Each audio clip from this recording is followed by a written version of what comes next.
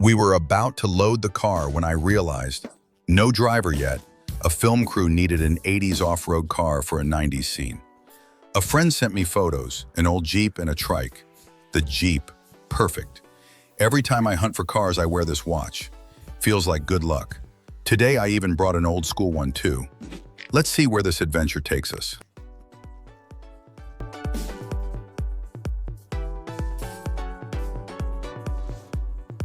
This watch glows on its own. No light needed. Lasts 25 years. Let's hit the road. 80 kilometers flew by in no time. And there it is, a 90s Beijing Jeep, probably 90 or 91. Popped the hood. Something's missing. The main cable's gone. But hey, that's part of the fun.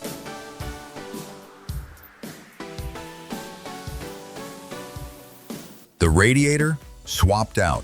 Body panels, just okay. Tires are flat, front bumper is dented, one window missing. Inside, seats are all right. Most parts still there, just dirty. Overall, not great, but there's potential.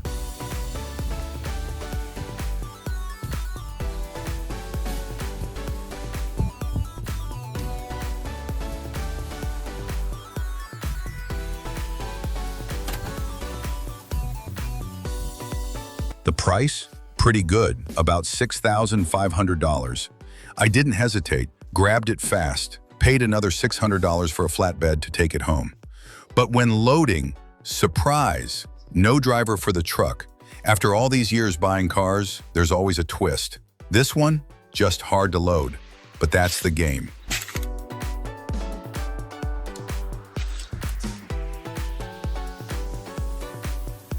First time I've seen a car missing a whole wheel. Usually I focus on body, interior, engine, miss that detail. One wheel gone. No choice now. The flatbed's here, so we had to force it on. The driver almost had a heart attack. But we finally got the Jeep loaded. Then there's the trike. Looks great. Only about 4,000 kilometers on it. Not bad at all. Buy one, buy two. Might as well buy three. So yeah, I grabbed the trike too. Man, it was hot today. Sweating all afternoon. But finally, we got all three loaded. People always ask why I'm so tan. Well, this is why. All right, guys, let's head home and start working on them.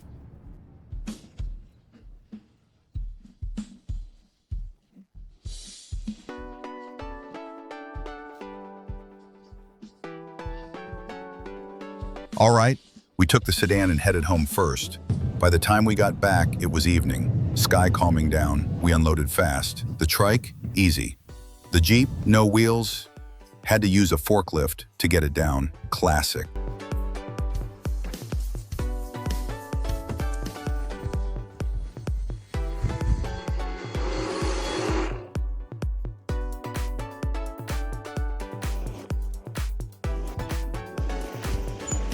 The frame wouldn't budge. The film crew's in a rush. They want this Jeep ready fast. Luckily, I had extra spare wheels from old Jeeps. Finally useful. The engine, been sitting forever, full of dirt. We cleaned it all out. It was way too hot today, so we pushed it into the shop to finish the work inside. Let's get it done.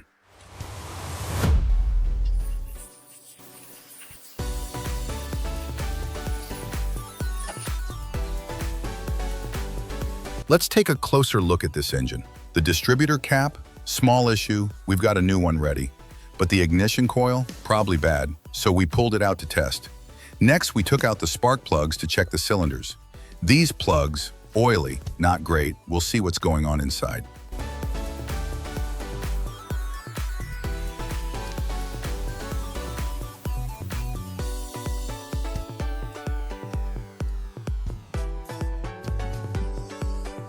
We pulled all the spark plugs and used a scope to check inside the cylinders. Surprisingly, one looked pretty clean, not much carbon buildup, but the other, not so good. Some debris and white spots inside. That's going to need some work.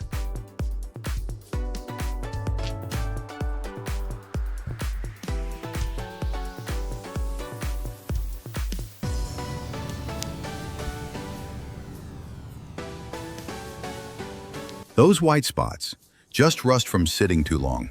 I oiled up the cylinders and cranked it by hand. And look, it turned. A few more spins and it should be fine. You know, I've always wondered why old cars almost never come with keys. Turns out most drivers hid them somewhere safe so they wouldn't lose them. Classic.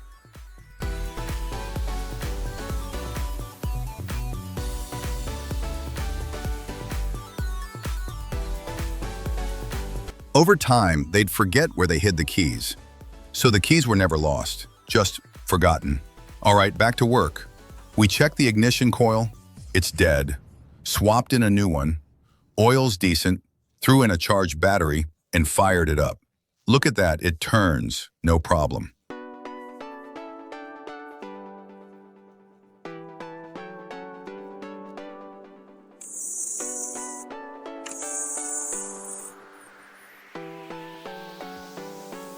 What's our motto? If it turns, it'll start. We swap the distributor cover and cables for new ones. Lowers the risk of breakdowns. No one wants a car stalling on set. Directors lose their minds. So we change everything we can. And now, it's ready to fire up.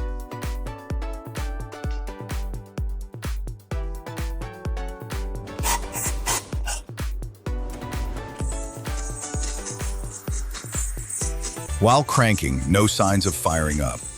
The compression, not great. One cylinder still holds about 7, but another only hits 4. I suspect stuck piston rings or leaky valves from sitting too long. Low compression, not much we can do right now.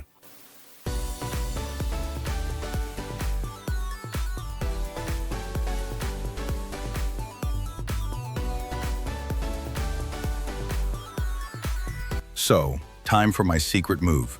Usually we'd add about 10 milliliters of oil to a cylinder. Today I went big, 15 milliliters and some special cleaner to boost compression. More oil helps seal things up. The starter power was weak too, so we gave it an extra push. Let's go.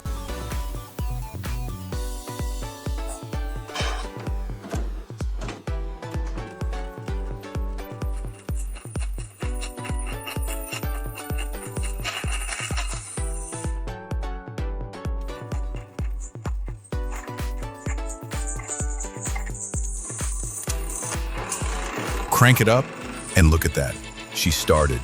Engine and ignition both checked out. Now just fix the fuel line and we're good. Gas, sorted. Next up, engine oil.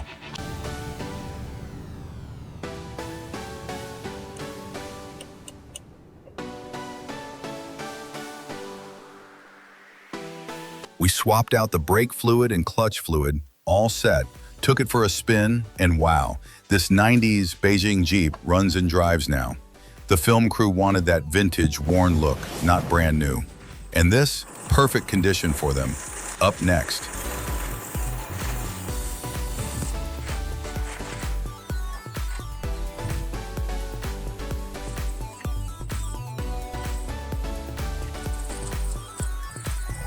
Next, we'll give it a good wash. This 90s Beijing Jeep, almost ready. Engine solid, interior and exterior just need a bit more detail.